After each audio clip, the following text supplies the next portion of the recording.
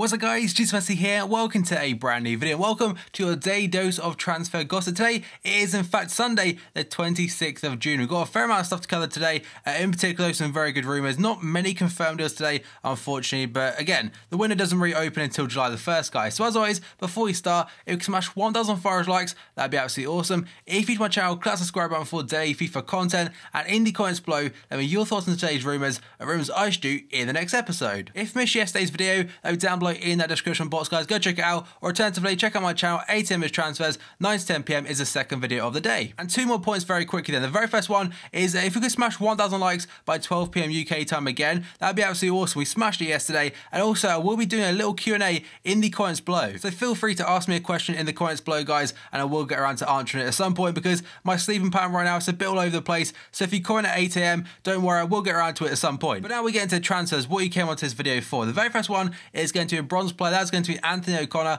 making the switch to Aberdeen from Burton Albion. I believe he's like an under 21 player for Republic of Ireland. Undisclosed fee for that. Then we got onto Jordan Slew.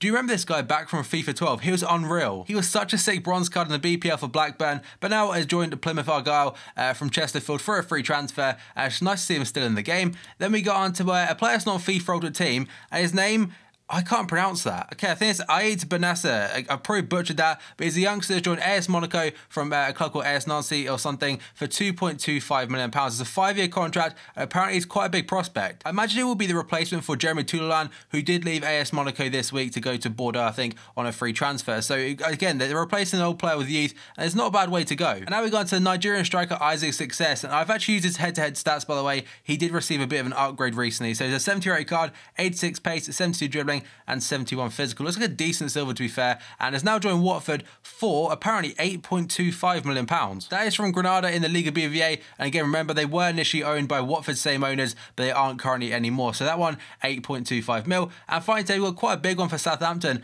This could have some kind of effect on Mane to Liverpool, as Nathan Redmond completed his move from Norwich. It was a £10 million fee, and they got this one done really quickly to be fair to them. I think the rumour started about 2 days ago. He had his medical yesterday and was announced yesterday as well. So again, it could be the replacement for Sadio Mane, who looks like he will be bound now to go to Liverpool. And now we move on to potential deals, and first up we've got one for Swansea City, and today apparently Swansea City are close to securing a £2 million deal for Ajax defender Mike van der Hoorn, according to Daily Mail. The 23-year-old has 1 year left in his contract at the Dutch club and spent the majority of the 2015-16 season playing for the B side. So he's being like a 23-year-old, being in the B side really isn't the best direction, but Swansea, it's not a bad move for him. He'd be a pretty decent card on FIFA if he had like 10 more pace, but seriously that doesn't look very usable to be honest, and I imagine no one will use him on FIFA 16 at least. Then we go on to Dwight Gale today, linked to Newcastle, and this is also according to Daily Mail. Listen, the recently relegated Newcastle United are weighing up a £10 million bid for Crystal Palace striker Dwight Gale. So Dwight Gale initially last season, I think it was last summer, was very close to joining a championship side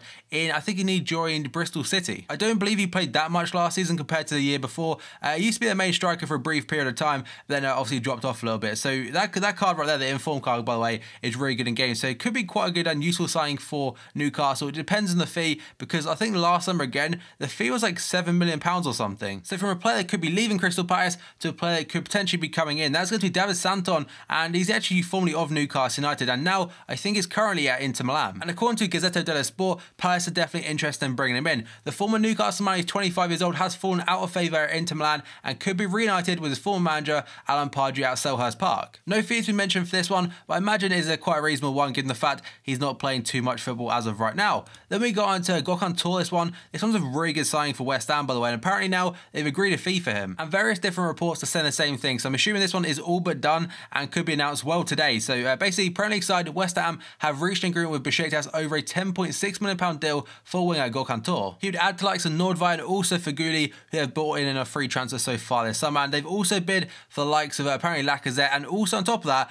Michy Batshuayi. So West Ham are definitely not playing around this summer, and they're kind of matching their ambition for the stadium. They've got the Olympic Stadium now, and to match that they've got to bring in some big names and spend quite a bit of money. And let's face it, they don't actually have to pay too much for that stadium. Apparently I think I read it's like £2.5 million a year or something, and that includes all the electric and stuff. So I'm not sure if I believe that 100% or if that's 100% true, but if it is, that's very cheap for a stadium like that. Then we go on to Andros Townsend. Apparently 6 clubs want him. So according to Sky Sports Gossip Column, the clubs that are currently linked to him are Southampton, Everton, Stoke City, Wolves, Watford, Swansea, and also Crystal Palace. So all interested. Apparently, Andros Townsend does have a £10.5 million release clause in his contract. I imagine he could well make a switch this summer, but it depends. Newcastle, as a club, they could well get a straight promotion back to the Premier League. But obviously, they've got to keep their main players, like Moussa Sissoko, Gini Wijnaldum, who's looking like he will definitely leave. Townsend, they're all on that list, so they keep hold of them. They could well get straight back to the BPL. And another Newcastle player is going to be Florian Thauvin, the French winger, who didn't really work out well at all at Newcastle last season. They bought him for like 16 million euros or 18 million euros, and then he went straight back out on loan, I think in January, to his old club, Marseille. So according to Gazzetta dello Sport, his former boss, Marcelo Bielsa, wants him at Lazio, and like I said, they paid 18 million for him just a year ago, and now apparently they will take a fee of 14 million euros. There was a lot of hype when he first signed for them, but he's still a very young player. Being just like 22 or 23 years old, he's still got a lot of time left in him, and a club like Lazio could be a very good platform to build on, and Lazio's a good club. I mean, he would be a championship player if he stays at Newcastle, which is very unlikely, but if he goes to Lazio, again, a good move for him personally. Then we got on to Romelu Lukaku, and apparently Everton are ready to offer him a lucrative deal. And this is according to the Daily Telegraph, so it's one that's been going around like last 2 or 3 weeks, and that Everton could well offer him a big contract to try and convince him a little bit to stay for at least one more year at Goodison Park. So new Everton majority shareholder Farhad Moshiri, I think his name is determined to keep Romelu Lukaku by offering a new deal worth more than £100,000 a week. But I imagine that clubs like Juventus, Chelsea, who are all currently linked to him, would be also willing to offer him £100,000 a week. So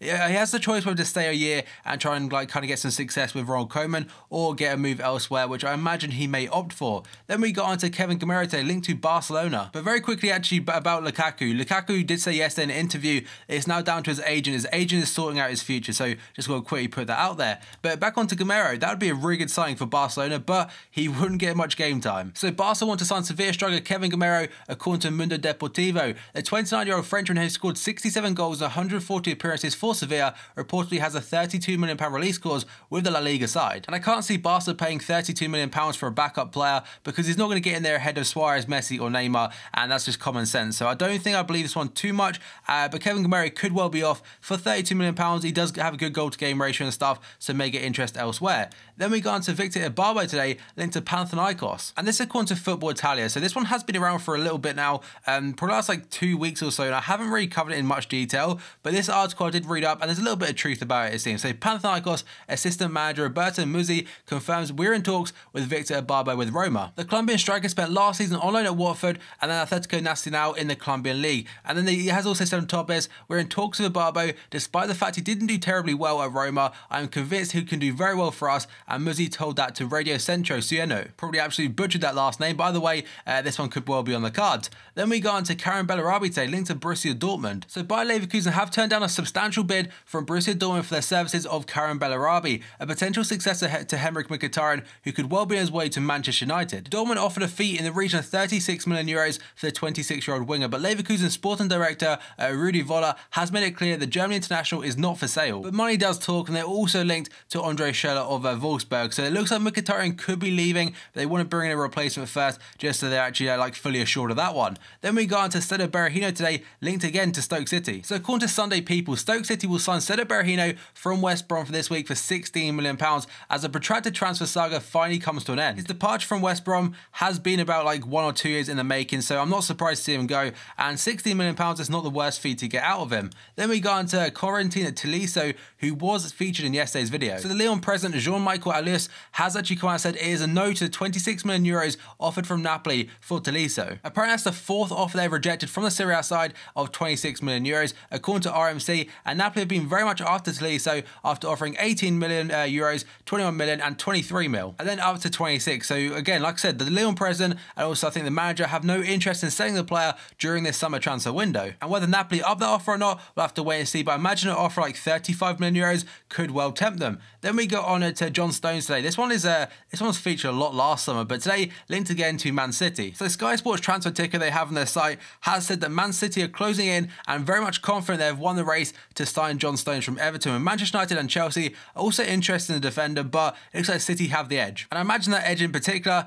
is in fact Pep Guardiola. And then we go on to Oliver Torres today of Atletico Madrid. Apparently he's looking for an exit from the club. And this is according to Marca, I'm not sure how you say it. One guy in the comments does keep telling me, but I keep forgetting every time I go to record. The 21-year-old only made 9 appearances last season in the league, and apparently he's not in Simeone's plans whatsoever. So he could return to Porto, where he kind of shone on a loan spell during the 2014 and 15 season, but he has also got offers from likes of Spain, England and Germany. And back onto Porto, apparently they have contacted the player and could well make a bid. But now we go on to Scott Sinclair. Apparently they rejected a £1 million bid from Celtic for him. That's according to the Express and the Star. The Celtic boss Brendan Rodgers worked with Sinclair at Swansea City, but has been soundly warned off by Villa, who are keen to keep their man as they plot a swift return to the Barclays Premier League. And now a very odd one is going to be Seydou Doumbia, who is a player that hasn't really settled in too well at clubs as of late. I mean, he was bought by Roma from CSKA Moscow, and then he was loaned out to what clubs was it? He went out to CSKA again. I think he went to Newcastle recently, but today linked to FC Basel in Switzerland. It looks like they're trying to shift him on now,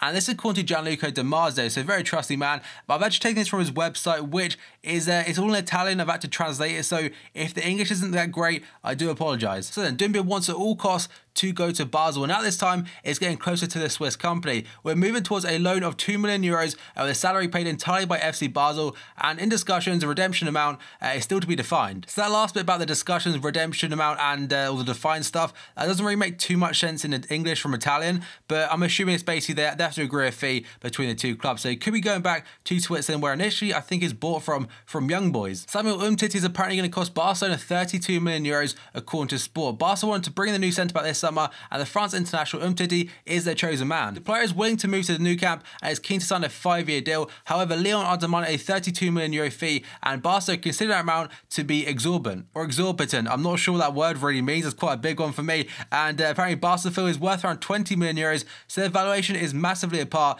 But also they are apparently willing to give him €25 million and add-ons. And now the latest club today to be linked to Gabriel Jesus is going to be Real Madrid. Apparently according to Marca again, the forward is a target from Juventus, City and also Barcelona, but recently Madrid have put their hand in the pot. I don't even think a hand in the pot is even a saying, but that's what I'm going to go with. That is the new saying today. So Madrid have ramped up their interest, and despite the fact the Catalans have also been in advanced negotiations for him, they could well put a bid in, and his release clause around €24 million, and that is the actual buyout clause. So here's a very wanted player this summer. And then we go on to Alexandre Lacazette. Apparently Arsenal are set to enter the race for him. It's quite a short and sweet one according to Daily Mirror. Arsenal battling with West Ham and Atlético Madrid to sign Lyon striker Alexandre Lacazette. The French club are asking for around £45 million for him. I think it's like €52 million yesterday, but in terms of conversion rate, it's really hard to work that out right now in terms of British pound sterling. And then we go on to Paul Pogba, and apparently United are willing to pay €120 million for him. So Manchester United have begun talks with Juve over a £97 million world record transfer fee for Paul Pogba, according to Spanish media outlet AS. According to the report, United are planning to offer the midfielder, who is wanted by Real Madrid, a £187,000 a week contract worth £9.75 million a season. And United boss Jose Mourinho is reportedly willing to spend much of his £200 million war chest on convincing Pogba to return to Manchester after leaving in 2012. And now we move on to Neymar and the whole transfer rumours regarding him, but apparently now Neymar is expected to sign a new bumper contract with Barcelona, which will include a £186 million release clause, €230 million, and that's quite a big one. He's currently on holiday in Rio de Janeiro and is expected to commit his future to the Spanish champions until 2022, according to Mundo Deportivo. I think he's also playing for Brazil in the Olympic Games football in August, so that's quite an interesting one to see. And finally today, we've got quite a strange one. AUBAMEYANG linked to Atlético Madrid. So AUBAMEYANG's father has revealed that Atlético Madrid are showing an interest in the Borussia Dortmund striker. He is one of Europe's most coveted forwards after a phenomenal season in which he netted 39 goals for Dortmund in the Bundesliga and also Champions League and stuff.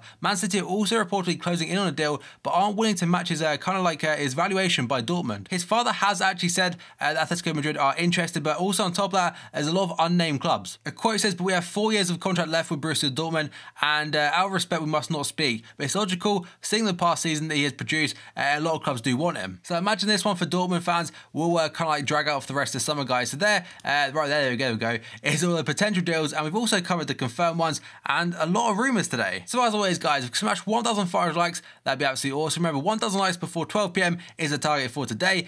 In the comments below, let me know your thoughts on today's rumours and rumours I shoot in the next episode. If you're new to my channel, class subscribe for daily FIFA content, and any of my previous videos will be down below in that description box or on my channel, guys. 8 minutes transfers, 9 to 10 PM is the second video of the day. Remember, I'm also doing a Q&A in the comments below, guys. So thank you for watching this video, and I'll see you next time.